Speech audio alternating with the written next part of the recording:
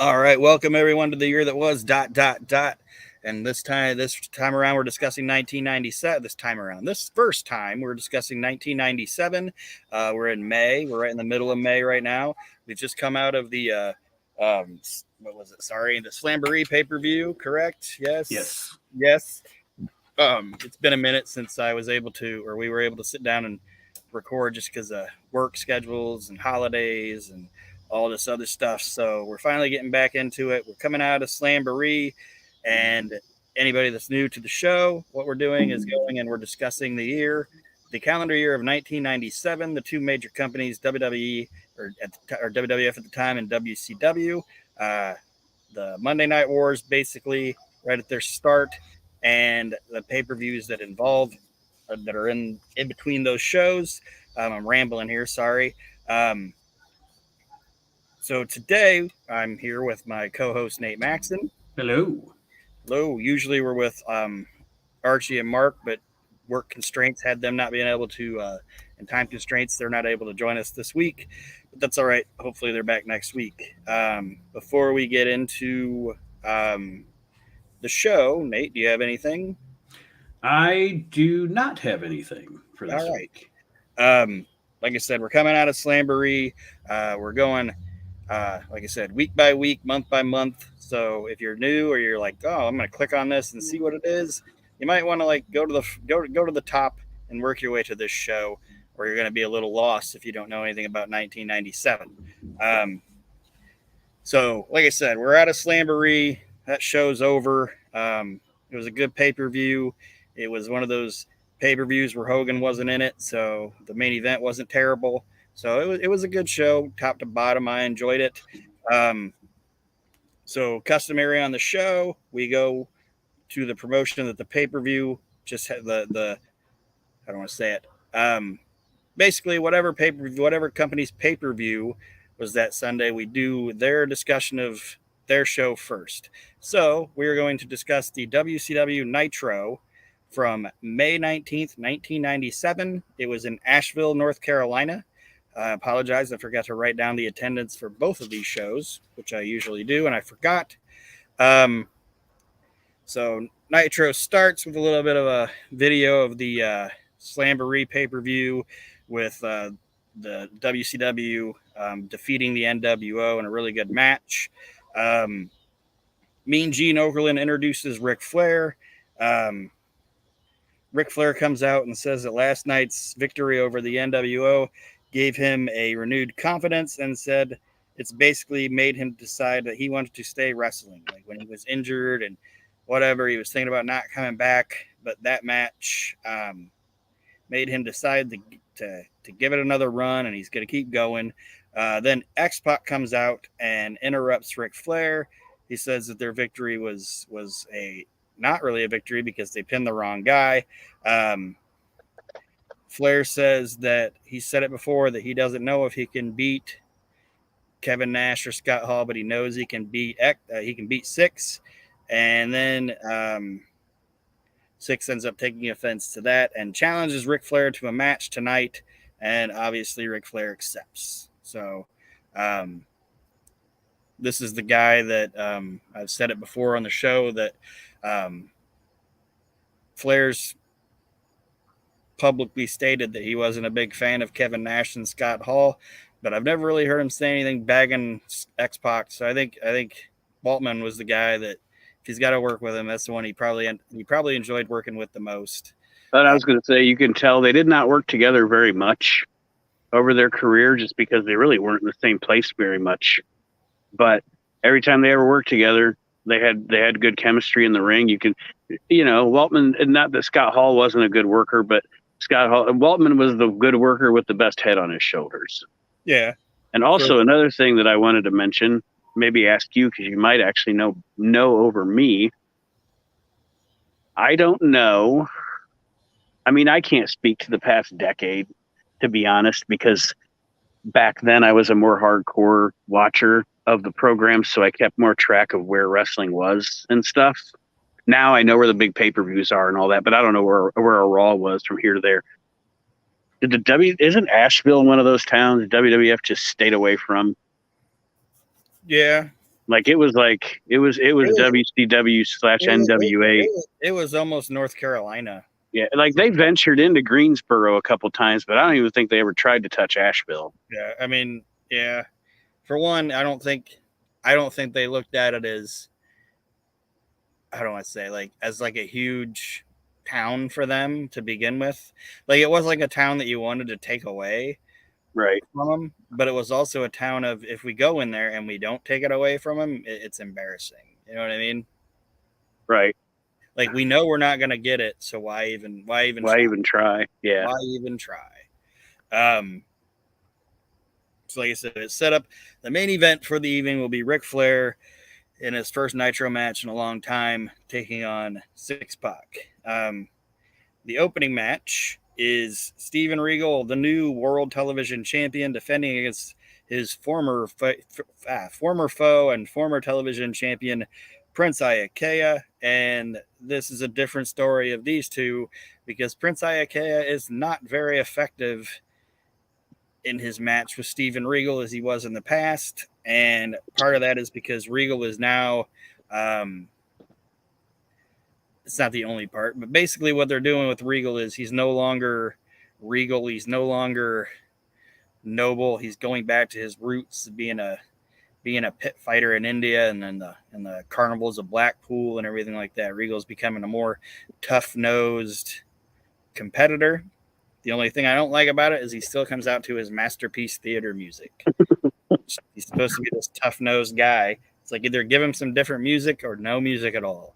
But is what it is. Regal basically guzzles up Prince Iaukea, beats him pretty quickly with the Regal stretch, and Regal has gotten his first television title defense under his belt. Can't say enough good things about William Regal. And I think this finally puts to bed the Prince Iaukea experiment. Yes, like he's a jobber again, and we're not going to see, like, you know, Prince Iaukea until a couple of years from now. We're not going to see Prince Iaukea get much of anything on TV other than his shoulders pinned. Yeah. Then we get a recap of Glacier getting beat down at the pay-per-view and Ernest Miller showing up and saving Glacier and them acting like everybody should know who Ernest Miller was. It's like, okay, no idea. This is Bischoff just trying to hold on to something, trying to get his karate shit on there. Like I said, this feud and this would have been much better if it was just like Judo Ray Lloyd versus Chris Canyon and Brian Clark. It didn't need all this fucking whatever on it. The minute they knew the NWO thing was going to happen and Blood Runs Cold wasn't going to be the thing, they should have just scrapped it and just made these guys wrestlers. Yeah, because it does not equate. It does not fit. It's just not shouldn't be a thing. So they just showed that. And then Masahiro Chono, he faces Dave Taylor. During the match, they're talking about how WCW on June 30th is going to be at the MGM Grand in Las Vegas, Nevada. So they're putting over the Grand as being like the best hotel casino in Las Angeles and Las Vegas. I've never been to Vegas, so I don't know, but they're saying it's the Mecca of Vegas, and they're going to be there. And apparently, there's going to be a huge WCW, a huge star debuting on this June 30th Monday Nitro. I don't remember who it is, honestly. So it's going to be a surprise to me. I think I remember, but I don't want to say because I honestly don't remember. There's a note in here, and I mentioned it a couple weeks ago. We talked about it. I thought it was crazy that at this point, Dave Taylor had started wrestling in 1977, which is insane to me. Like, he's been wrestling for 20 years, and he looks fantastic. Yeah. But Chono, it is what it is. It's a good match, but it's a television match. You get Chono over. Chono's in the NWO. And Chono ends up getting the STF on Dave Taylor, and Dave Taylor taps out. Sonny Ono then tells Chono in the aisleway that the unknown challenger for Chono will be here next week. So Chono has to face the mystery opponent, of Sonny Ono's choosing next week here on Nitro. And you're going to notice what I do here, and I'll tell you why I do it. We then go to a video of JJ Dillon telling us that Nick Patrick has been reinstated as a WCW official, and he will be on a 90-day review policy. So basically, they're going to review him for 90 days. If he doesn't do anything underhanded or shady or whatever, he'll be fully reinstated. But for right now, it's a 90-day probation period. Okay? Mm-hmm. The next thing we get is JJ Dillon tells us that Nick Patrick has been reinstated as a 90-day review. And so he's basically on a 90-day probationary period. Yes, these rubes played it twice. The first time, Tony Schiavone doesn't even mention it. It's just the Sonny Ono thing happens, and then they go to it, and then they come back from commercial, and Tony Schiavone goes, "Let's go to this special message from JJ Dillon." They play it again. So they played it on accident before the commercial, and then they decided to play it again. They just pretended like that didn't happen, and they played it again and just went with whatever they were intending on Tony to say. Instead of going, "Oops, we played it first," coming back from commercial and going, "Fans, if you missed it, let's replay what JJ Dillon just told to us." He goes, "Let's go to this special report from JJ Dillon. Let's hear the news that he has for us." They played it twice. Like, what the fuck? I know it's not a big thing, but it's like, what the hell? Yeah, this $1 million production company. Yeah. Or instead of playing the video, just kind of when they come back, because I know it's timing or whatever, just have them come back from break and be like, "Oh my God, you hear what JJ just said?" Yeah, and all you got to do is talk about it for 60 seconds, and you've made your 60 seconds back. Yeah, they just act like that didn't happen. Then hits just keep on coming. And I sent this to you guys in our chat group. M Wall Street is now going to face Scotty Riggs. M Wall Street is wearing his his no WCW shirts, basically WCW with the no thing on it, because he can't be in the NWO because he never officially signed a contract with the NWO. So JJ Dillon is saying that Mike Wall Street is not in the NWO. He's actually a contracted WCW employee, and thus must wrestle under WCW rules and not have any of the perks of the NWO. If it was me, I would be like, you can just have him. Like this, you can have him. But Michael Wall Street is wrestling this match against Scotty Riggs. Nick Patrick is the referee. Mike Wall Street tries to cheat, but Nick Patrick stops him from cheating. But Wall Street ends up getting the sunset flip on Scotty Riggs anyway for the 1, 2, 3. But basically, what they're doing in this match is showing that Nick Patrick isn't cheating either way. You know what I mean? Even though it's anti-WCW guy, he got the pin. I stopped him from cheating, but I also didn't screw him. Like, I'm just calling him on the middle. So, I mean, that's kind of a cool thing they're doing with it. And it was smart to do it right after the JJ Dillon announcement, so it's fresh in your mind. Yeah. And they announced it twice, so it's really fresh in your mind. Very important. But like I said, I sent this to you guys. During the replay, they go to show Scotty Riggs jumping off the top rope onto Michael Wall Street, which set up Wall Street getting the roll up on Riggs. But as they're playing it, the television guy or whatever ends up accidentally making it go in reverse. So he rewinds it. So Scotty Riggs is on the ground. He's on the mat, but then he jumps backwards through the air and lands directly on the top rope. As Bobby Heenan is trying to talk about what happens, that happens, and Bobby stops for like half a second and is flustered. And Zbyszko goes, "What the hell is that?" And Bobby's like, "I don't know. I've never seen a man do that before." Their production team is all fucked up this night. Yes. And then they say that the show is sponsored by Castrol. Those who know use Castrol. And then Zbyszko goes, and those who don't run the production truck. Good line. Yeah. Good ad lib by Larry Zbyszko. It was just like, boom. Like, no, like, that was the greatness of the guys back in the day, man. Like, that was just off the cuff.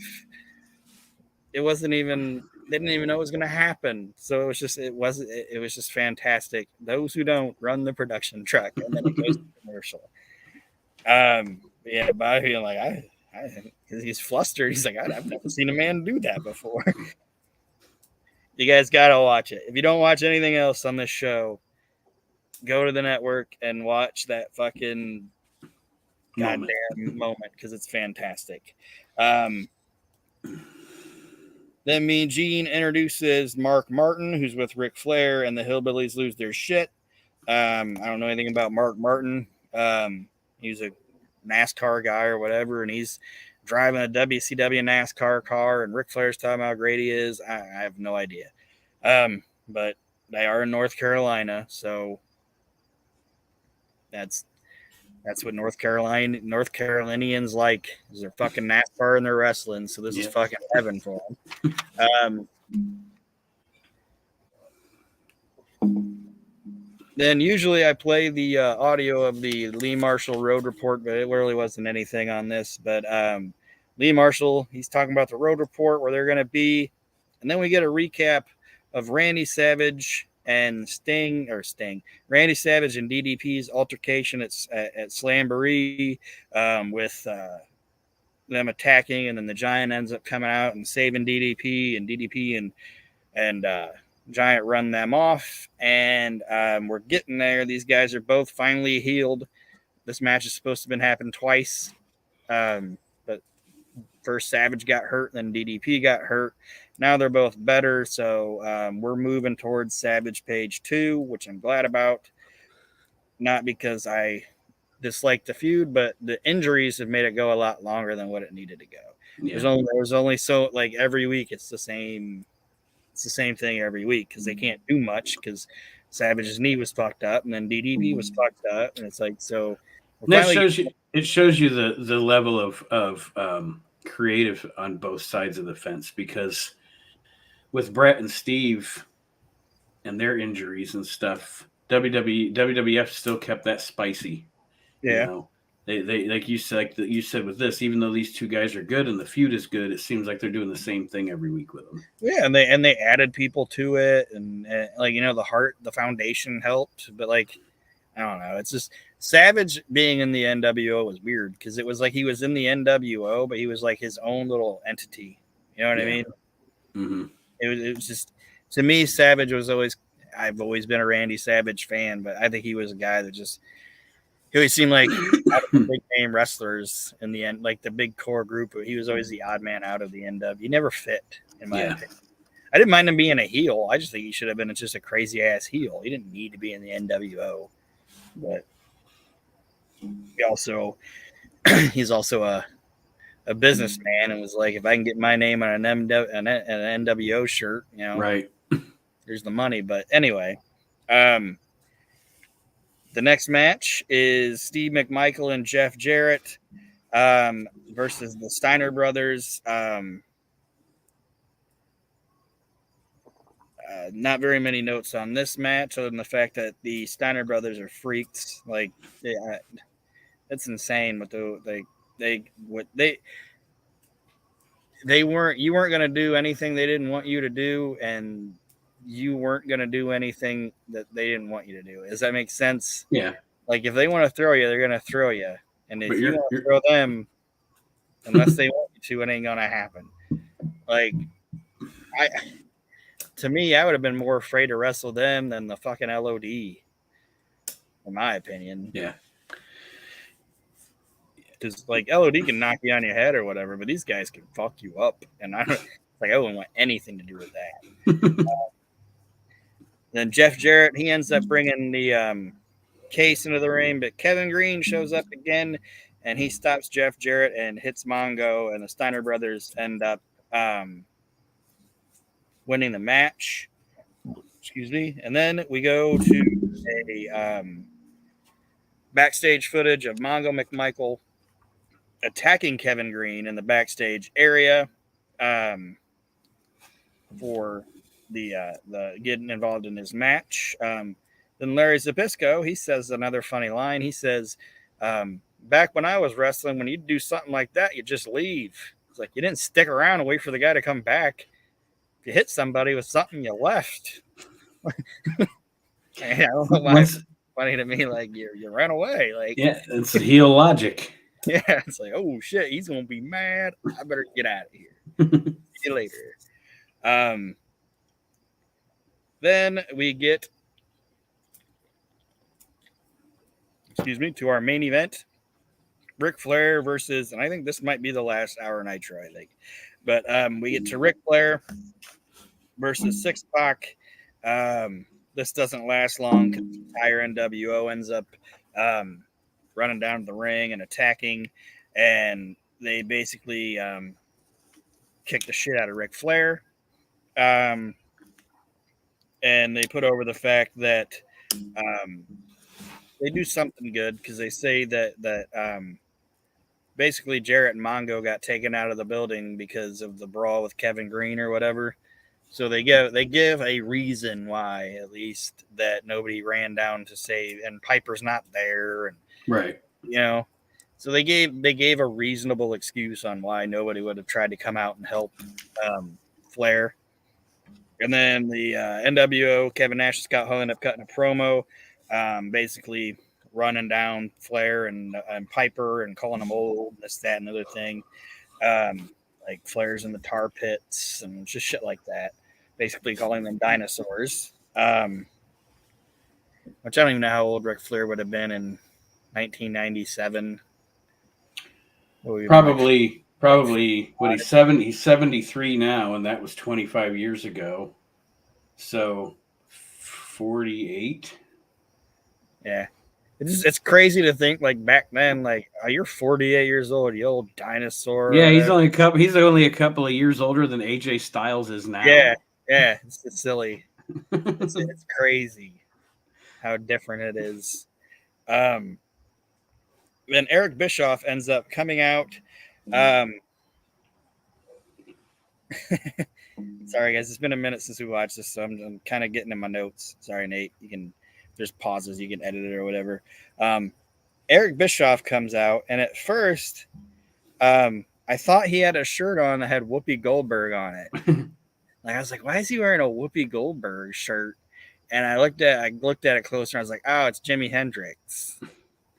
Because he had like a jacket on over it, but he had like Jimi Hendrix had on these like little Whoopi Goldberg glasses or whatever.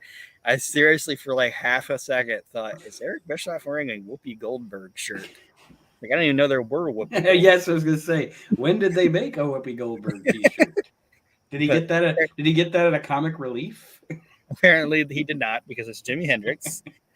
But Bischoff comes out and he says he wants to talk to Sting, but nobody can find him because he's a coward. And then they have Sting come out. Okay, that's one of those fake Stings that never, like, it looks like the Sting if you ordered them off of Wish. Yeah, it never looks like Sting. It never looks like Sting remotely. Yeah, like this one had like a Mo Howard type. I was gonna say sometimes they're like 6 inches too tall.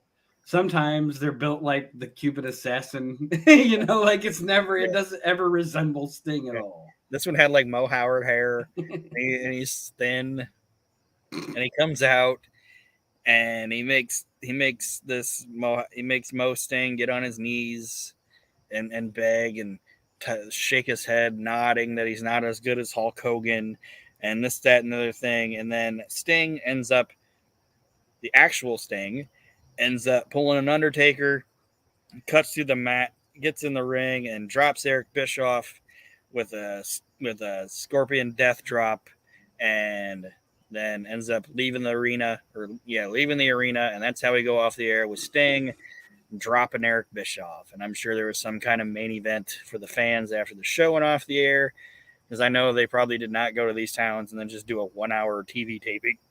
Yeah. I'm sure there was like probably 4 other matches after this, but that's how it ends. It was just a quick wham bam, thank you, ma'am, Nitro, nothing offensive, nothing stand outish or whatever. It was just kind of a show. One of the detriments of the NWO formula. And it's one of those things where, and it's a lot, there's a lot of stuff from the Nitro or the Monday Night War era that, because we were watching it in the moment, it was so exciting and so different that you didn't think about it. But now in hindsight, when you watch it over and over and over again, and you start to kind of sort of be able to look at it all in one piece instead of over a 3-year period or whatever. One of the things that I think was a detriment of the NWO formula was it ruined many potential great TV main events, i.e., like you just said, Flair and Six was short. So you have the potential to have this really, really good match on TV, and you cut it short because the NWO's got to come out and do their NWO thing. And again, in the moment, it was exciting. But now you look back on it and you're like, well, shit, what could have been if those guys would have been given, 20 minutes on TV? Yeah, that could have been like, it's not the same thing, but that could have been like Sean Waltman's like Bret Hart Raw moment. You know what I mean? Yeah. Like hang your hat on. This is one of the best fucking matches that ever happened on Nitro, and it was X-Pac and Ric Flair. Yeah. Like, you can't tell me they wouldn't have had a great fucking match. Yep, absolutely. But like I said, it wasn't a bad show, but it wasn't a great show. It was just kind of there, and I think they're saving. I don't think when we were talking about it a couple weeks ago or whatever that Arch was kind of getting what I was saying, but I think they're saving some of their shit for when they get back to 2 hours. You know what I mean? I think they look at these hour shows. If it's at 7 o'clock, it's before a basketball game. Does anybody really like? We're not destination. This isn't a destination time slot right now. Right. Yeah. So let's just let's keep it basic. Treading water. Yeah, let's just keep it basic and not really develop anything new yet. And that's Kevin Sullivan probably being like, being smart and knowing what the fuck he's doing for most of the time. So like I said, Nitro is kind of just in the middle. It was just kind of there. Nothing bad, nothing good. So you need a break or anything before we move into Raw? Nope. All right. So the next thing we're going to discuss is WWF Raw. I do need a second though. Okay. There was something. I wasn't going to do any stamps, but I have to on this one. Give me 1 second. Oh, come on. My 2 potential titles for this show so far are "You Can Just Have Him" or Whoopi Goldberg T-shirt. I didn't even know there was a Whoopi Gold T-shirt. There's a couple. Those are the 2 contenders right now. I do like the line, "You can just have him," though. You can just have him. We don't want him. I don't know why we're fighting. Yeah, you can just have him. It's just funny because I didn't even write that line. I mean, would you want Michael Wall Street? Maybe as an agent. I know he's like a legendary dude and seems like a nice guy or whatever. But he's so fucking boring. Yeah. Boring with a capital B. Only thing that was ever exciting about him were his shit heel promos as IRS. Yep. Oh, look, every tax cheat in Providence, Rhode Island showed up tonight. That's a great line. And that crowd's like, boo! Like he gets like when he comes out at first, nobody gives a shit. And then he says that line, instant heat. And this is the way he says it, like so sarcastically. Oh, look. Every single one of them. Yeah, every tax cheat in Providence, Rhode Island showed up tonight. It's the most memorable. That's the most memorable thing that fucking guy ever said. I just have to find this stamp because I know it's one of our favorite. This obviously isn't it. It's one of our favorite, like collectively favorite things that ever happened in wrestling, and nobody else probably even remembers it.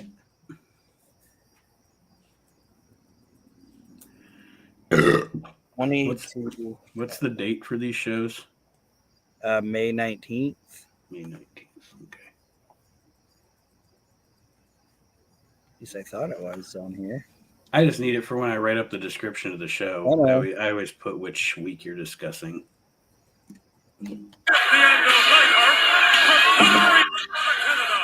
Yeah, this should be it. He is the co-holder of the World Wrestling Federation Tag Team Championship, two-time champion warrior. Here tonight in a non-title matchup, and as a matter of fact, yeah, we'll leave it right there. That should be it. And could you hear that good? Yeah. Okay. When you hear the setup, you're gonna know what it is.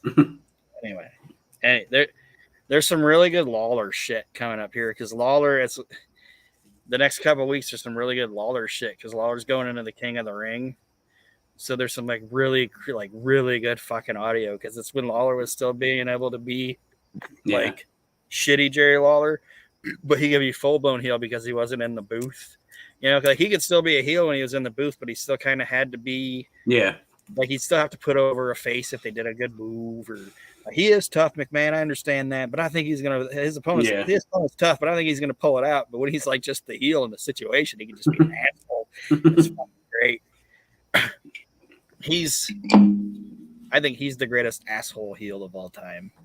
Him and Steve Austin are the best asshole heels ever. But anyway, so all right, now we're moving into Raw.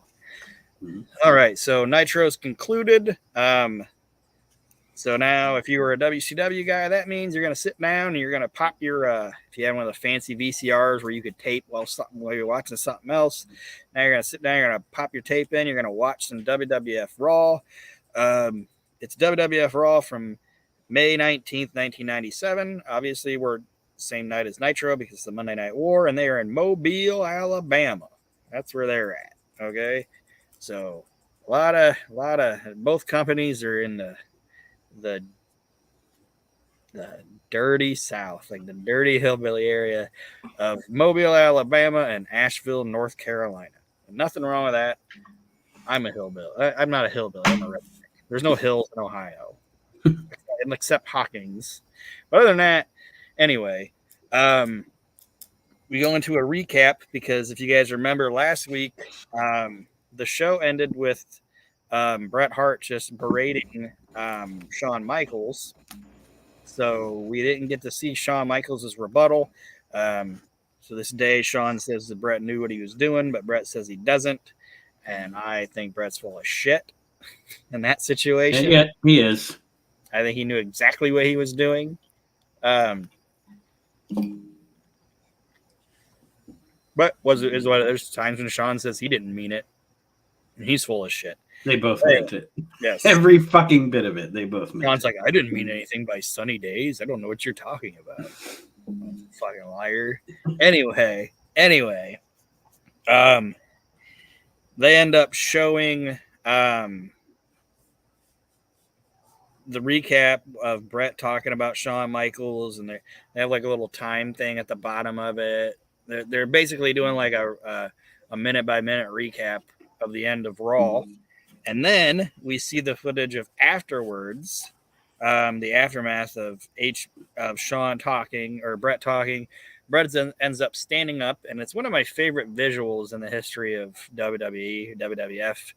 Bret's bitching and yelling at Shawn, and Shawn ends up super kicking Bret Hart back into his wheelchair, and then Bret falls over. It's fucking fan. Like Shawn doesn't go, "Shut up, I'm tired of you." He just kicks him in the face, like right in the chin, and Bret falls back in his chair, doubles back down. That entire segment from beginning to end is one of the best segments in WWF television history.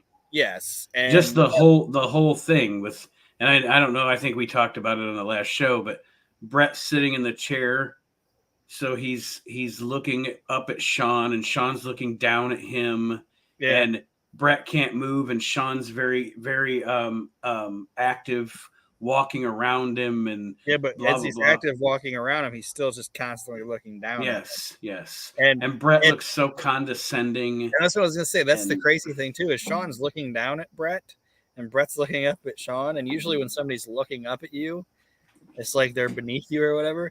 But it makes it even more condescending. Yeah, like I just can For some sit here in reason. my wheelchair. Yeah, you're not gonna do shit.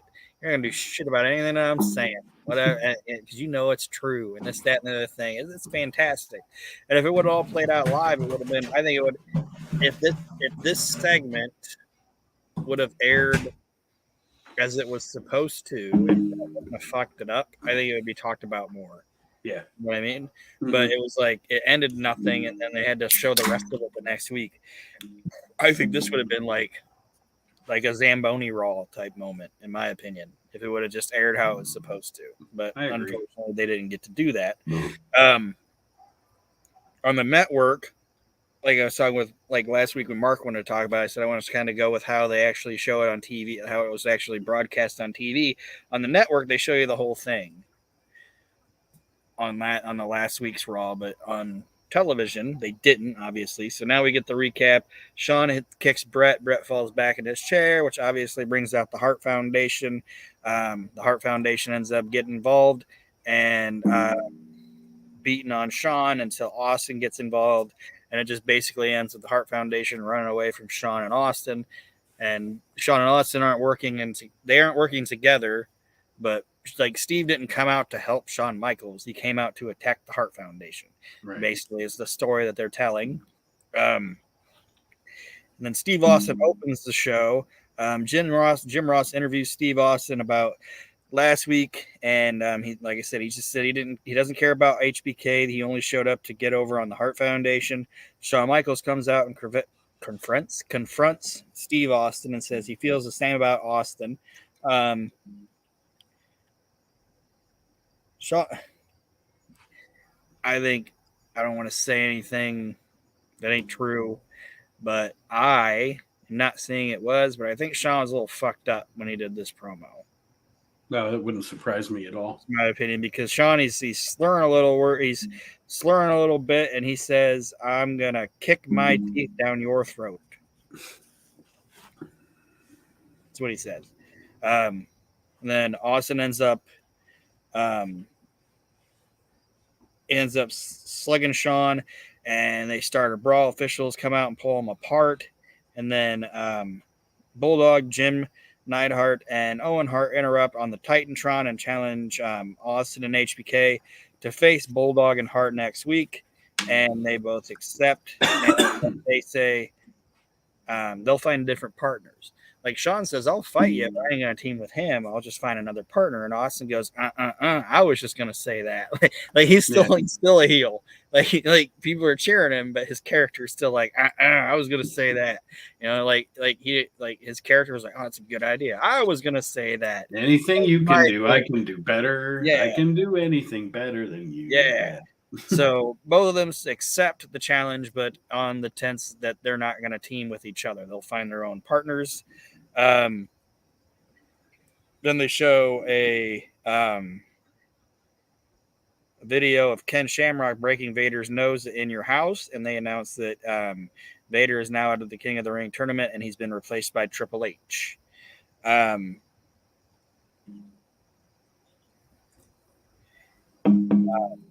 Triple H and China come out, and they interview Jerry Briscoe about why Triple H has been allowed back into the tournament. And if you remember, he fought Ahmed, and Ahmed won by disqualification to get into the tournament. Right. Briscoe or to advance in the tournament or whatever. But Briscoe is saying that Hunter's lawyers found some sort of like loophole or whatever, saying that you can only advance by pinfall or submission in the tournament. So to avoid a lawsuit and bad publicity, they've allowed Triple H to replace Vader, or he's not Triple H yet. They've allowed Hunter Hearst Helmsley to replace the injured Vader in the tournament. I question the logic in this. This was kind of a WCW moment because they're like, okay, so Ahmed won by disqualification, but Hunter's lawyer outlawyered our lawyers and found a loophole. And to avoid embarrassment and a public relations nightmare, we're going to allow him back into the tournament. But you just told everybody about your embarrassment and public relations nightmare. Like, you know what I mean? Like, they just look silly. Like this, Yeah. I understand what they're doing. They're finding a way to get him back in the tournament, but They should have just said Vader's hurt. This guy was a runner-up, so Right. he's in there. Yeah, but it looked silly. To avoid embarrassment, we're going to talk about the embarrassment. And the worst part is they had Jerry Briscoe do it. I love Jerry Briscoe, but promo ability ain't Jerry Briscoe's strong suit. You know what I mean? Mm-hmm. It's kind of like when they had what's his nut at the Gathering, Johnny Weaver. Oh yeah. When they had him be in the stick man for the Coliseum or whatever, it's like no, like he looked so confused. He looked like a deer in the headlights the whole time. like they'd send it to him and he'd just be like, huh? Now? Yeah, Here. J Youngblood. Yeah, all right. It's kind of like that, but anyway, Triple H is facing Crush. It's a weird match, but it's a match. That's something that I don't want to say it. There haven't been a lot of them on Raw, but one thing it's been kind of cool on a couple Raws that I've seen is they've had at least like one jobber match. You know what I mean? Like they had one with the Viking Raiders. They fought to Jabrones or whatever, and I didn't watch the match, but they had like a ladies one where it was like lady jobbers or whatever. Right. You could tell that's a Triple H thing. Mm-hmm. I'm kind of hoping they go back to some of this shit where it's just a match. You know what I mean? Mm-hmm. Like it doesn't have to have a story for every single match. Just be like, these guys it's a sport and these guys are contending for titles. So you have to have matches sometimes for contention. Yeah, you can already see, and I know this isn't a modern product show, but you can already see little things like the booking already is less 50-50.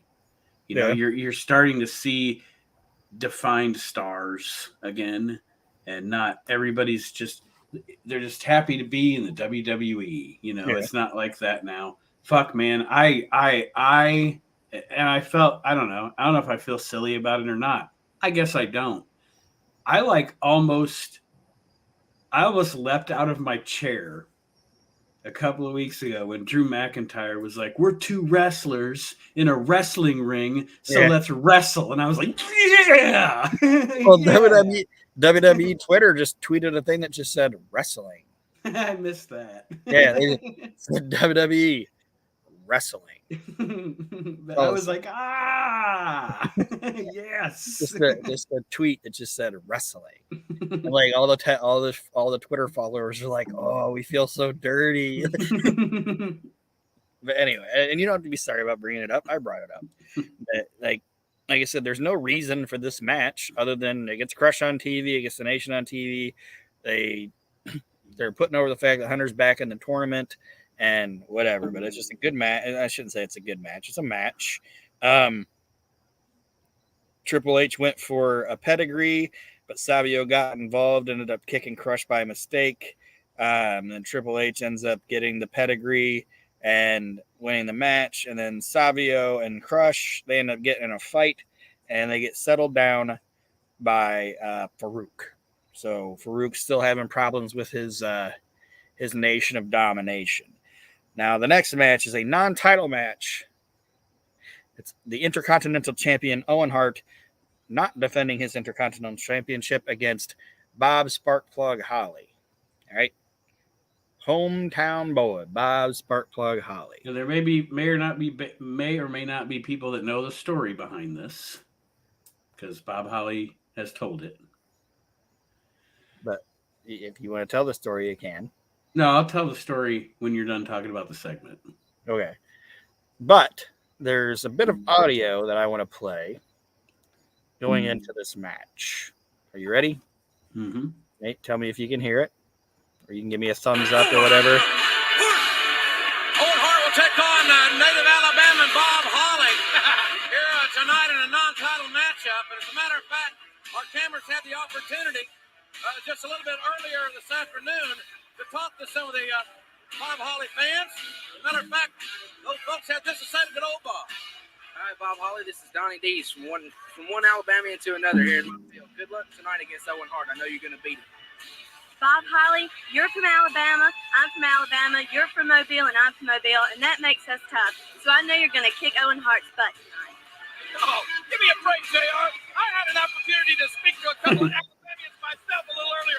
Hey, can we roll that? Listen, can we roll the footage of when I had a chance to interview a couple of people from Alabama? Show that right now. Well, let's show the tape. Watch this. Come on. Okay. Okay, I got a couple of real Alabamians right here. And what's your name? James Dees. James what? Dees. James Dees. He's an orthodontist dream. And this is James' son, Eugene. How you doing, Eugene? Pretty good. Pretty good, huh? Hey, James, how many cars you got parked in your front yard? Two? And this is your son right here, huh? I got a question for you, James. If you and your wife were to get divorced, would you still be brother and sister? That's a tough one, isn't it? The real Alabamians. What do you think, huh? They're from Mobile, Alabama. Orthodontist creeds. You're hideous. So you're hideous. Pretty good. Pretty good. No, pretty good, huh? You're hideous. Yeah, I let it go to the end of it because I love Jim Ross being like, "You're hideous." Pretty good. Pretty good. All right. Cars you got parked in your driveway right now. Like the best joke in the whole thing. Like it's all funny, but the best joke in the whole thing, the guy wasn't even joking. Pretty good. Pretty good. And you guys have to see these people. Oh yeah. They look like make it even funnier. Straight out of Squidbilly. So somebody found those people and we're like, I think if Jerry Lawler didn't find him himself, I have a feeling I know who did it. Bruce Pritchard? Yes. I was going to say, like, Bruce Pritchard, for everything everybody wants to say negative about that guy, has a fucking great sense of humor, in my opinion, and knows funny when funny's there. Mm-hmm. And was like, look at those motherfuckers. You guys want to come talk to Jerry the King Lawler? You know he sold him on it. Yeah, like, oh, it's going to be great. You want to meet Jerry the King Lawler? You're our Golden Circle winners. You get to meet Jerry the King Lawler. Oh, I think it's great that you're like Bruce Pritchard, because I was like, that's a Bruce Pritchard segment right there. Like, because him and that little group, man, they love fucking with people, and they didn't care who it was. You know, and people could say what they want, but they'd fuck with each other too. You know what I mean? Yep. But like when, this is totally off subject, but part of me thinks that's part of the reason that Vince liked the Click so much, was I think he was like, me and Bruce and Pat and Jerry, and we're kind of like, they're kind of just like us. You know what I mean? Mm-hmm. But anyway, what were you going to say? I was just going to say, Ed, not to steal your thunder, but Owen puts Bob Holly over in this match. I'll give you time to grab a beer while you speak. And I don't know if it is in a shoot interview or if it is on the Owen Hart Raw tribute. I can't remember now, but Bob Holly makes reference to this match because he says that Owen said he wanted to put him over in Mobile, in his hometown. He's, pretty much at that time, not a lot of people wanted to put me over. I was kind of a bottom of the card guy. He talks about it on the Owen is Raw. Okay, yeah, I couldn't remember if it was on the whatever they call it. I couldn't remember if it was on the tribute show or if it was a shoot, but I'm sure he's talked about it on numerous things too. But yeah, that's the first time I remember hearing it. But yeah, Owen won it. That's why they just gave him a non-title match with Owen on this Raw, because he was in Bob's hometown and he was the guy willing to put Bob over in his hometown, and Bob appreciated that, and I do too. That's cool shit. Owen's probably like, what the fuck's it hurt me? Right. Owen probably would have been, if they would have been like, it's for the belt, he'd been like, all right. Yeah, fuck it. I'll lose it. I can win it back next I'll week. just win it back next week. Yeah. When we're in fucking Lubbock or whatever. Like, just give him a belt. But, dude, man, we're not gonna make this an Owen Hart show, but like 10 dudes universally loved, and he's like the biggest pricks in the world. Owen was the best, man. Yeah. Like Bob Holly's the biggest assholes ever in professional wrestling, but he's like, fucking love me some Owen Hart. Yeah. The Click. Yeah. Or Sean versus, I hate his brother with every bit of my fiber, my being. But God, I love Owen. Yeah, it's good. And then, how do I want to say it? Brett never liked Hogan, but and you take what you want to say about Hogan or whatever, but Hogan even said like sometimes Owen had come up to him when they were when they were all in WWF together, and was just like, yeah, it's like, I think my brother, like, I don't think it's right that my brother doesn't like you. You know what I mean? Like, I take what you want of it because it's Hogan, but I could also see Owen being the guy that was like in the middle of this whole thing, being like, why can't you guys just fucking get along? Like, just settle the fuck down and get along, make your money and go home, know? But like when you see a lot of the pictures from the mid 90s of you'll see pictures of Bret Hart's group together. And there's a lot of times you'll see pictures of the Click, but Owen's in the picture with the Click too. Like Owen's fucking hanging out with everybody. How you doing? He was just universally fucking loved. Yeah. And like I said, there's not a lot of guys that you can fucking say that about, especially in like that era of wrestling. Like, I'm not even saying the 90s. I'm saying like from like the late 70s up until probably everybody just started playing video games. Probably together. The John Cena era. Yeah. That you can say that everybody liked this guy in the lot. Like, you know what I mean?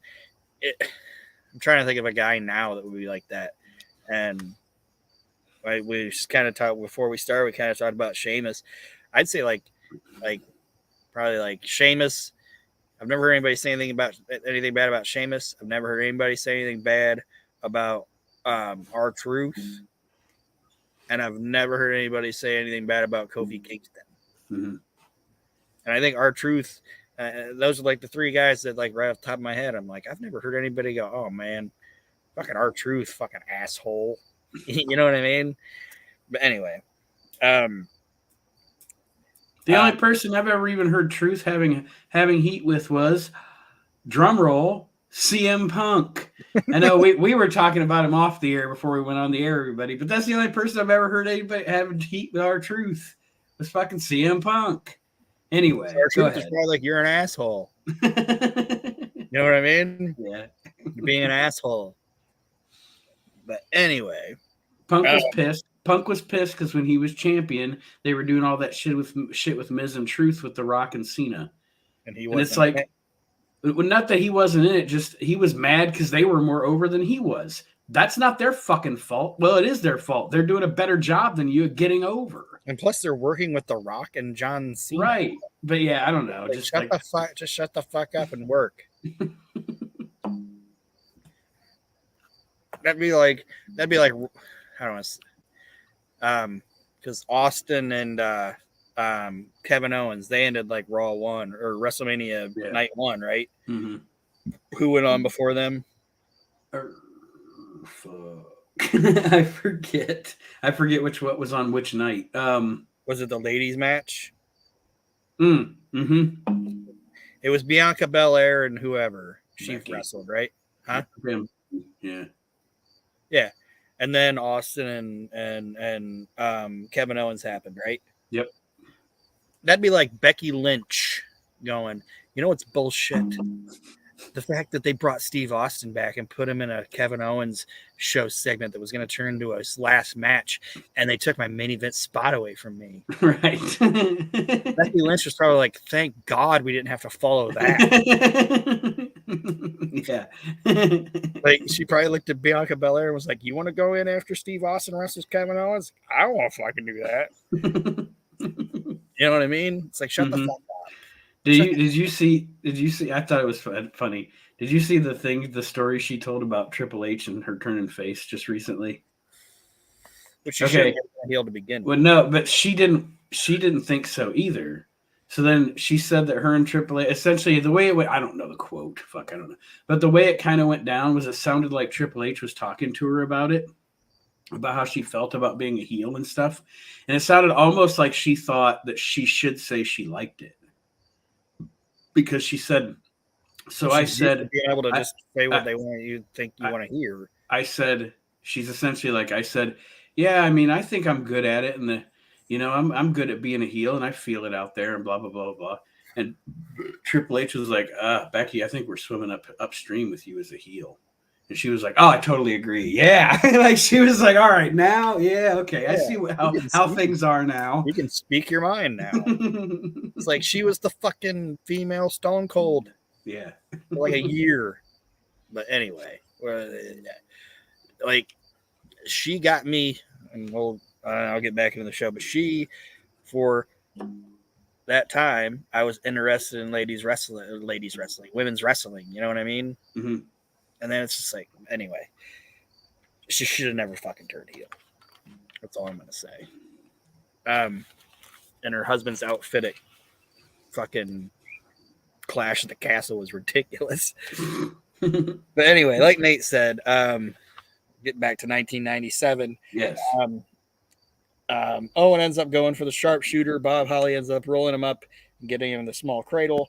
And Bob Holly ends up winning. And then Bob Holly ends up celebrating his victory very quickly, but decides that discretion's the better part of valor and runs away because Bulldog tries to attack him. And he's like, nope, I got my victory. I'm out. And he runs away. And the crowd goes crazy.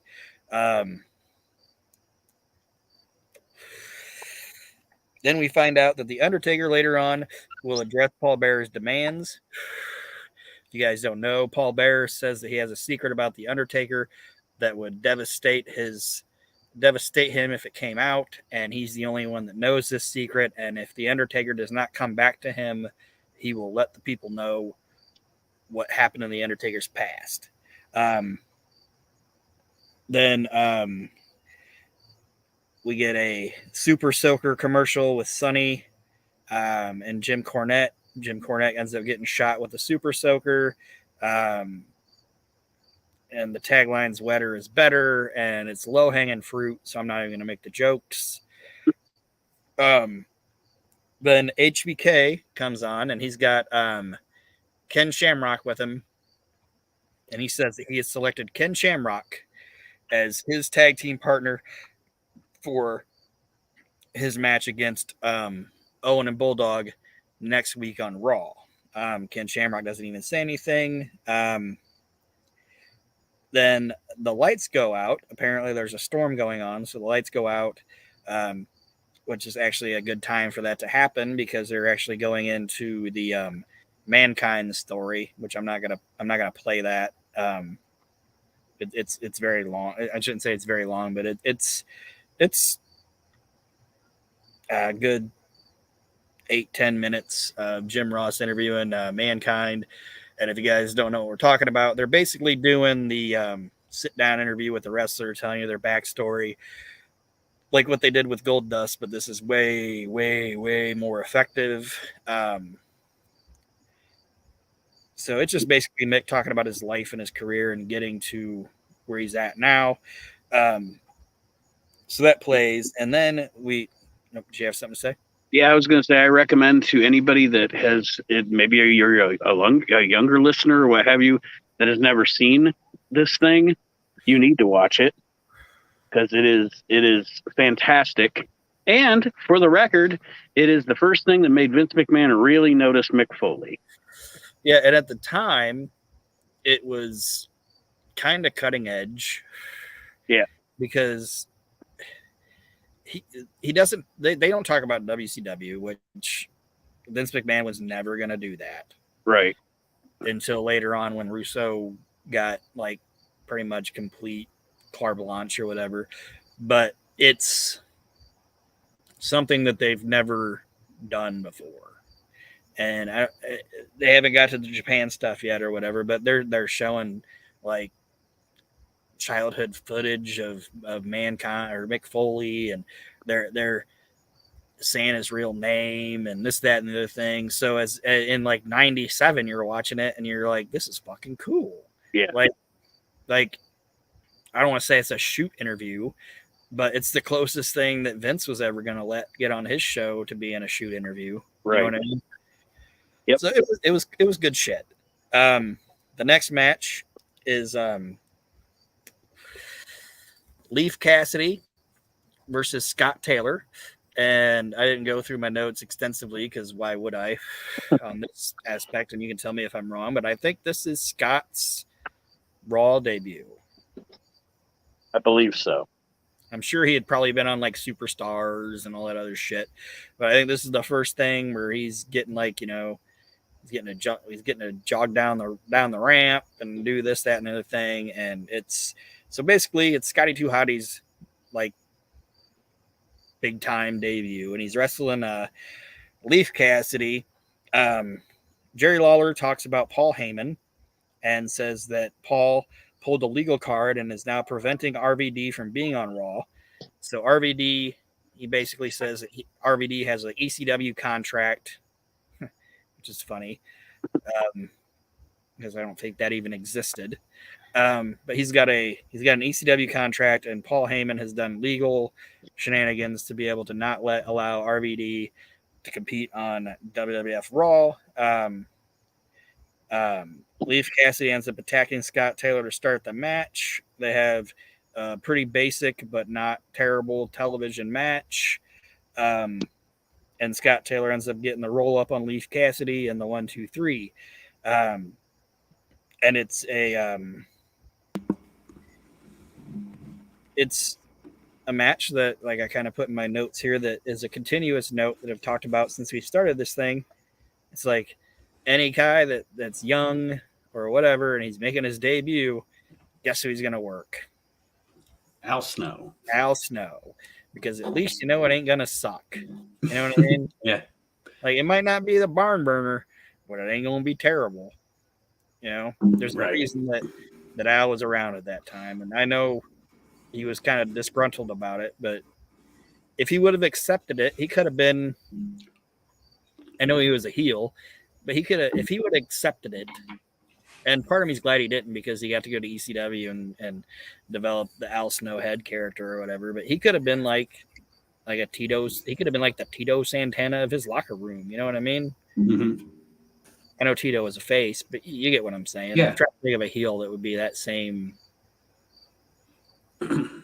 kind of whatever. Like a stalwart. Yeah. Like this is the guy that you work to get used to our style or whatever. Greg Valentine. Yeah, Greg Valentine. You give it like Greg Valentine. But Scott Taylor ends up beating Leif Cassidy with a roll up, and Leif Cassidy attacks him after the match because he's crazy. Then Steve Austin ends up knocking on Sable's door, and Sable says, "Just a minute," because she's behind the door. And he walks in, and she has to put a T-shirt over her breasts because she was nude. And she's like, "What the hell?" And he was like, she said, "I said just a minute." And he said, "Oh, I thought you said come on in." And she yells at him, and he's kind of like trying to keep the argument going because I think he wants to seal something. But she ends up pushing him out of the locker room.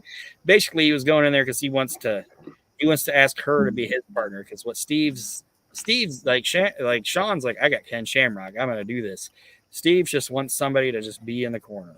Like I don't need a partner that can work. I just need somebody to just be in the corner so I can say it's technically a tag match. Mm-hmm.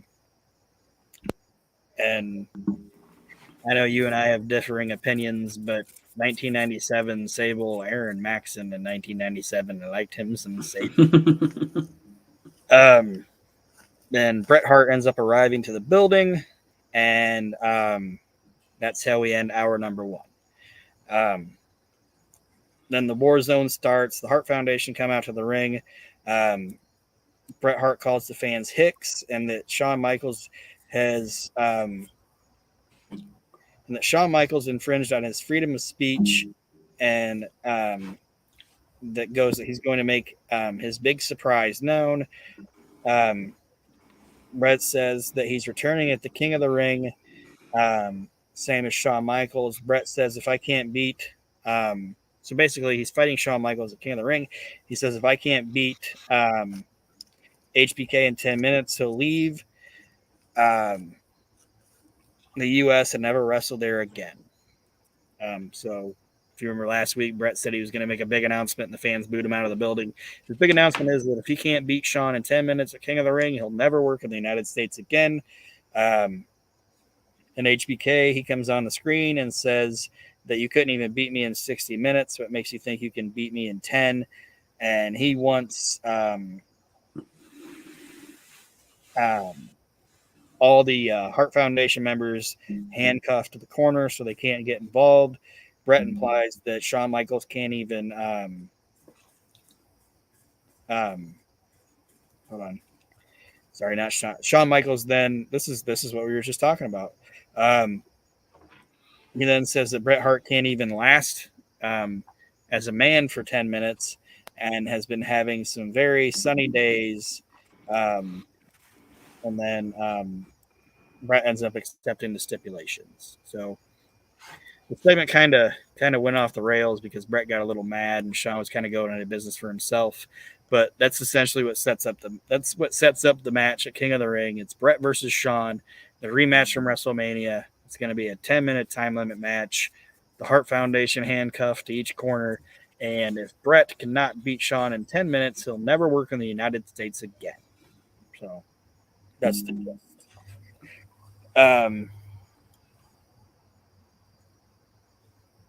Then the next match is Goldust versus Rockabilly. Goldust comes out. He doesn't have Marlena with him. And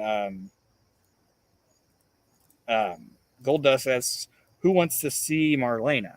And all the fans are like, yeah, we want to see Marlena. I want to see Marlena too. So she comes out, but guess who she has with her? Their kid. Little Dakota. And Dakota comes out, and Jerry Lawler says that that they really hit the little jerk pot with that little one. And then ends up saying that the stork he says that the stork that delivered Dakota he doesn't even say Dakota, like he doesn't even know her name. He says the stork that delivered that kid got arrested for carrying dope.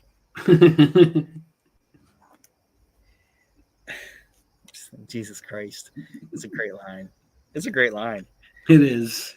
And then Dakota like runs around the ring, tries to do her thing, and they try to get her to talk, but she won't. She's just mumbling on the microphone. You can't be mad. It's a fucking baby. But and you feel happy for Goldust and Marlena because like Dustin and Terry because they get to have their little girl out there or whatever. But the dope, like the stork that delivered that kid got arrested for carrying dope. It's a funny joke. Yeah, it is. Like, it's like a 2-year-old or whatever. But anyway, heard a great joke the other day. What's that? So there's a lion, and he's just surveying his area or whatever, and this gorilla comes up and quickly fucks him in the ass. All right. So, and the gorilla runs away, and the lion's like looking around, and he goes chasing after the gorilla, and the gorilla comes upon this campsite, and he sits down, and he puts a hat on, and he opens up the newspaper, and he's just sitting there like with a pipe and looking at the paper, and the lion runs up, and he goes, hey, you seen a gorilla around here? And the gorilla goes, you mean the one that just fucked a lion in the ass? The lion goes, it's already in the papers. Anyway.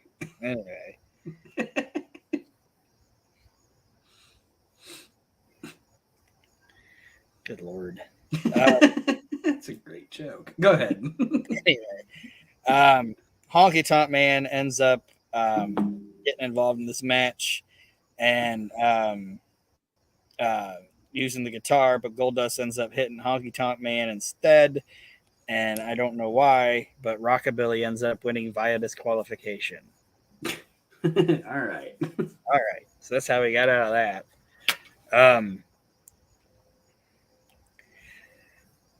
And then Ahmed Johnson gets interviewed about Farouk using the race card and calls Farouk a racist, a hateful, and a sellout. He says Farouk isn't wrong, though. How do I say this? Basically, what he's saying is that he doesn't agree with the fact that Farouk's playing the race card and using that to try to drum up what like controversy and this, that, and the other thing. But he also says that he isn't wrong about it. But what he is wrong about it is that Farouk isn't going to be the first black WWF champion. Farouk or Ahmed Johnson's going to be the first black heavyweight. I've been waiting for you to get to this, because we on all of our shows, we tend to, and I am actually probably, out of all of us, probably the bigger Ahmed Johnson fan, especially like I always say, when he first came in 95, early 96. It is too bad that right around this time he got hurt, because this is the most multi-layered and probably the best opportunity that character had to be a main eventer. Because like kind of like you're alluding to here, they're adding a layer to his character. You know what I mean? Like, he's like, my arch enemy. I don't like my arch enemy, but in this case, he's not 100% wrong. You know? Yeah, it's but like he's not 100% wrong about what he's saying, but he's 100% wrong that he's going to be the one to do it. You know what I mean? Yes. But yeah, this was I think that this is and you can disagree with me if you think I'm wrong, but this had potential for him. Yeah. And like I said, it's part of the reason that I noted it, and I messed it up a little bit with what I was trying to say, but it's him saying that, look, you know, like I said, you're not wrong, but that shouldn't be the only reason you wanted. Like, he's trying to say Farouk wants to be the It's champion. like Malcolm X and Dr. Martin Luther King. And I'm not comparing Ron Simmons and Ahmed Johnson, but I'm saying the story. It's like they're taking those two different approaches to the situation. Of don't just worry about being the black champion for the black people. Be the champion. Be the black guy that brings the people together. Yeah. Like, you're still trying to be divisive or whatever. You know what I mean? I want to be the guy that goes, look, I'm African American, but I'm not just an African American champion. I'm the world champion for everybody. Mm-hmm. You know, the big difference between the Malcolm X and MLK and Farouk Ahmed feud is, though, the MLK and Malcolm X can both cut promos. Yeah. That's what preaching is, man. It's a fucking promo. Yeah. Anyway, you're just trying to draw people into the building. Yep. Get their money. Sell your merch. You ever seen Religulous? Yes. One of my favorite movies. I love the comparison to a preacher and a pimp. Yeah. You know, anyway. Or when that guy, when that guy's that's trying to, like, talk about how Jesus wore fine linens. No, well, that, but the guy that's trying to say that that he wants to, like, fix homosexual people or whatever. He's like, have you seen homosexual people? They just seem so down and depressed. And Bill Maher's like, really? Have you seen their parade? Have you seen them? It's actually fantastic. Looks like they're fantastic. He's like, great. Gay actually means happy. Yeah, but he's like, they look like they're having a hell of a time. And then at the end, he's like, can we hug? And then Bill Maher's like, you're gonna try to fuck me, are you? No, that guy even laughs. Bill Maher's one of my favorite people. Yeah, but anyway. He's like, you're not going to try to fuck me, are you? And that guy can't even help but laugh at it. Jesus Christ. Anyway, I've watched that movie so many times I can recite it. Sometimes it rains.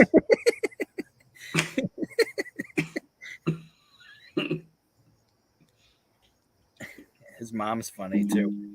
It's also funny when they're in Utah and they're filming, and then the security or whatever comes up and they're telling them to leave, and they put the little thing with the arrow and it says Mormon Fuzz.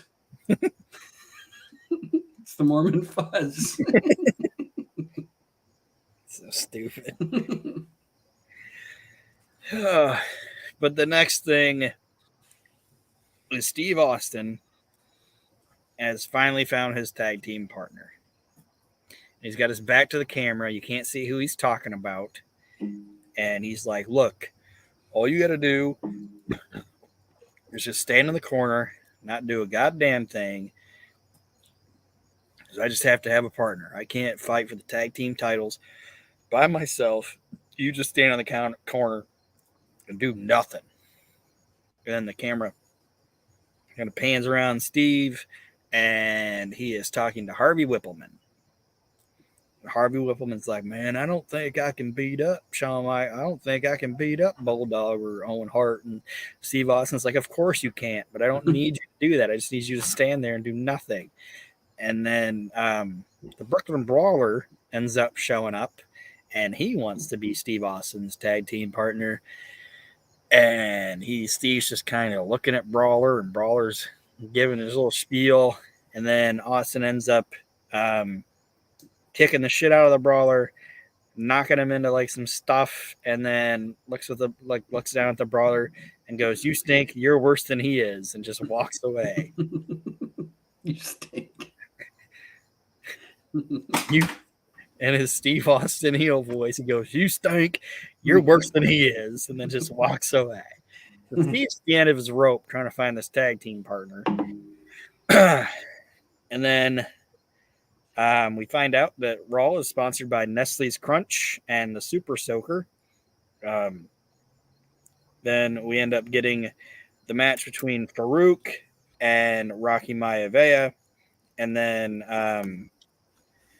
Farouk ends up getting the Dominator on Rocky Maivia and pinning him. And then post-match, Crush and the Savio try to attack Rocky Maivia, but for some reason, Farouk won't allow it. He won't let them beat him up. So I don't know if, like, when I watched it, I was like, that's kind of weird. Like, I don't know if it was thought about before it got into Vince Russo's mind to do it. Like, were they possibly going to put him with him even before he got hurt? You know what I mean? Because it just seemed kind of weird. But anyway, then Vince McMahon introduces The Undertaker and interviews him about the secret. Taker avoids the question and instead wants to talk about Farouk. He says he doesn't see color, and he won't be the like basically Taker saying like the creatures of the night, they don't see color. I'm not looking at this as like a white or black thing. I'm just looking at this as Farouk can't be the WWF champion, not because he's black, but because he can't beat me, basically. And then Vince tries to bring up the secret again, and Taker's just basically deflecting all this shit. He doesn't want to talk about it. He just wants to focus on his match with Farouk. And then Dark Man Paul Bearer comes out because he looks like fat Dark Man wearing his diaper on his head or whatever. And he interrupts and says that he's tired of waiting. He wants Undertaker to tell him right now, will you be with me? And Undertaker says he needs more time. And then basically Bearer gives Taker 7 days to make his decision. So he's got 7 days. So basically next week's Raw, Undertaker needs to make the decision. Yeah. Is he going to come back Is he going to come back to Paul Bearer, or is he going to let his secret be known? And then that's one of the funny things about pro wrestling is like it is what it is. We all know what we all know what we're watching here. We all know it. But the funny thing about like, especially ever since like Monday night, the cable wrestling era started, and like superstars and shit stopped being a thing. Like nothing happens from Tuesday through Sunday unless there's a pay-per-view. So everything just happens to happen on Monday night. Like Paul Bearer, his character could have been like, look, you need to let me know by Friday. by like it's Monday right now. Okay, I need to know by Tuesday. Or not Tuesday, but like Thursday, you know. Like call me and tell me what you think. Right. By Tuesday at noon. Yeah, there's things you gotta look past in wrestling. Yeah. Like honestly, like say somebody's cutting a promo, I can understand that, you know, being on the microphone or whatever. But two grown ass men are in the ring and they're gonna have an argument. They're right in front of each other. They don't necessarily need a microphone. You know what I mean? Like I can hear you, you can hear me. Let's just fucking talk. You get what I'm saying? Yeah. There's just little things you gotta look past. Mm-hmm. But yeah, I don't know. I just think that's funny. Like nothing happens Tuesday through Sunday, but next Monday, shit's gonna go down again. Yeah, go down. Yeah, it's like the only way you can make it like plausible on this is Bear wants to talk about it on TV, right? But yeah, you're right on other things. Like, I want to know your answer next Monday. Right at the top of the hour, because that's when we know the other show starts. And the other show has to be like, fuck. What are we gonna do here? But anyway, so I'm not gonna spoil what the surprise is or where the secret is, but anybody that's listening to this probably fucking already knows. But we're building towards it. And then the main event of the night. Excuse me. I believe it's the main event. Let me make sure. Yeah, there's no other notes after that. Is Jim the Anvil Neidhart versus Stone Cold Steve Austin. Pillman was at ringside. Austin ends up attacking him, which brings out the Hart Foundation, and then HBA. Who's HBA? That's Health and Beauty Aids. Favorite department to stock is HBA. Then HBK runs out and with a chair to hurt the Hart Foundation, and they end up brawling, and the Hart Foundation ends up running away because that's what heels are supposed to do.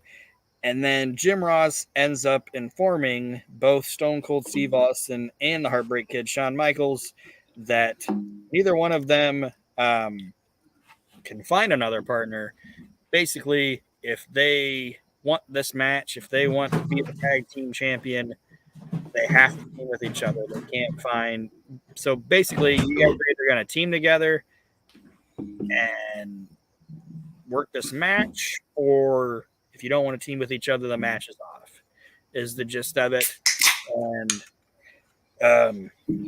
they ended up starting a brawl with each other, and that's how we go off the air, is with Stone Cold Steve Austin and Shawn Michaels, who are fighting for the tag team championships next week. They are basically a disgruntled, forced upon tag team. And that's how we go off the air. A lot of Raw right there. Mm-hmm. But a good Raw. A very good Raw. And like I said, my stumbling of words doesn't give it justice, but it's Raw is really killing it right now, and it's only going to get better. And honestly, Nitro, once it gets back to 2 hours, that's the best shit they ever did. So it's everything. Both companies right now are, I don't want to say the best they've ever did. WWF is the best it's been in probably, I want to say 3 years. Am I wrong in that? Oh, no, but without a doubt. 94 is the most boring year in the history of that promotion. 95 is all right match quality wise, but it's goofy. And 96, I don't hate 96, but 96 they're doing a lot of like, it's like a baby trying to walk. Yeah. You know? They're trying to find their legs. They're still trying to do. They're trying to do what still worked in the past, but trying to figure out what's going to work in the future. You have Stone Cold Steve Austin and Freddie Joe Floyd on the same show, Yeah. and I'm not dissing Tracy Smothers. You know It would what have I been mean? a different story if they would have just brought him in as Tracy Smothers. Yes. And not had him be Freddie Joe Floyd. You got Stone Cold Steve Austin. I'm using him just as the Stone Cold Steve Austin at the end of the show, but halfway through the show, here's the Goon. Yeah. Or the Pug. The Pug.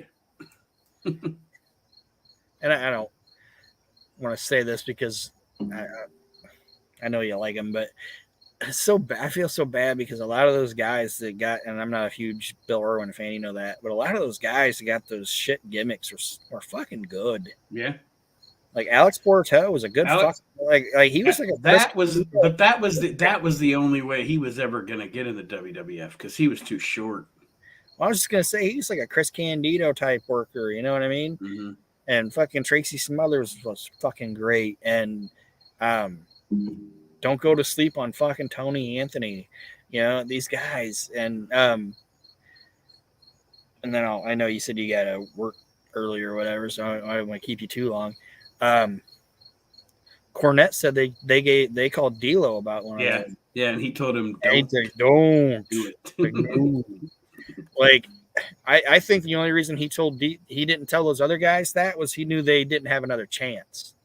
You know what I mean? It's like you don't have another chance to be here and be able to put WWF superstar or whatever and make a little bit of good WWF money. But I think he looked at D'Lo and he's like, you're 23 years old or whatever. It's like, do not sign that fucking contract. You have another chance to get there. Right. You know what I mean? Like they're not going to sign fucking Tracy. And I don't want to disparage him because we're talking about the WWF. Yeah, we're talking about Vince McMahon. WWF in 1999 isn't going to call fucking Tracy Smothers. You know what I mean? Like this is your last chance. 96 is your last chance to get in that door. D'Lo, you got a lot of time to go, buddy. Don't fucking sign that. Yeah. So and Alex Porto was a bit younger at the time, but he wasn't a friend of Jim Cornette, so he didn't have Cornette to tell him. You know, you never know what his career might have been had he not been the Pug.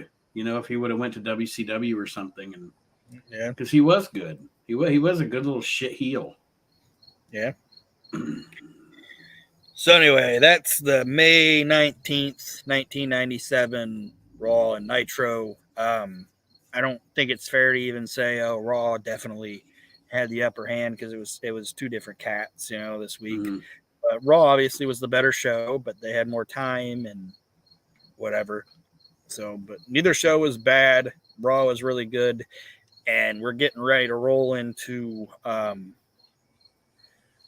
of my favorite Raw main events of all time next week. And I don't think it's overstated next week when Jim Ross says that this is the biggest main event in the history. He doesn't say the history of wrestling like Tony Schiavone, but he says this is the biggest main event in the history of Raw. And it's Shawn Michaels and Steve Austin versus Owen Hart and the British Bulldog for the tag team championships. Big fucking match. It's fantastic, and I'm looking forward to discussing it next week. The only thing I'll say before Aaron signs us out is I think it's important to announce for this week here in a couple of days, as you're listening to this show, the We Can't Wrestle podcast will present this year's Hall of Shame. And I know it's a couple of months later in the year than it normally is, but we spent, like I've said on a couple of shows, we spent a lot more time on that PWI 500 than I thought we would. And so that took a lot longer. Instead of taking 3 weeks like I thought it would, it took us 10 weeks. So we are a bit behind as far as when we normally do the Hall of Shame. But yes, the We Can't Wrestle podcast Hall of Shame coming up this week. So tune in for that. I still have not done it because I always forget until it's too late. I want a kazoo. because I want to play the WWE Hall of Fame music, but with a kazoo as the music for the We Can't Wrestle Podcast Hall of Shame, but I always forget. You work at Big Lots. I'm sure you sell a kazoo. No, we don't. That's what I'm saying. Like, I can't. Okay. The first year I wanted to do it, which I think was, how many years have we done it now? 3 or 4? I don't know. Well, anyway, I think it was the second year we did it. I looked at every store. I was like, there's no way Dollar Tree doesn't have kazoos. Because Dollar Tree has, like, you know what I mean? Like, it's like you go in there and you find tchotchke or whatever you can find. No kazoo at Dollar Tree. I was so disappointed. They still sell wall crawlers. Silly putty. I sell silly putty. People still buy that shit. I'm talking about them things that you used to like throw up the wall, look like a spider, and it'd be like, yeah. Then it's like the first time you do it, then it gets cat hair on it. It doesn't work no more. But yeah, that's the Hall of Shame coming up this week, so stay tuned for that on the We Can't Wrestle podcast. But other than that, take us home. All right. I want to thank you guys for listening. Don't forget to listen to all the other shows on the network, like Reliving the Extreme, Mark City Spotlight, Smell What the Art's Cooking, The Year That Was, all those different shows, Maximum Goal, everything that's on here. They're all good. They're all great. And they're all better than 99% of the other wrestling podcasts that you listen to. But I appreciate you guys listening to this one. Like I said, we're in May. I put a poll up for what we're going to do on the next season. It's 1993, but we got to get through 97 first, and we're in May now, so we still got a little bit of time to get there. But I want to thank everybody for listening, and like I said, I'm looking forward to next week because it's one of my favorite Raws of all time. So thanks for listening, guys. Thanks for joining, Nate. I appreciate it, and everybody have a good night.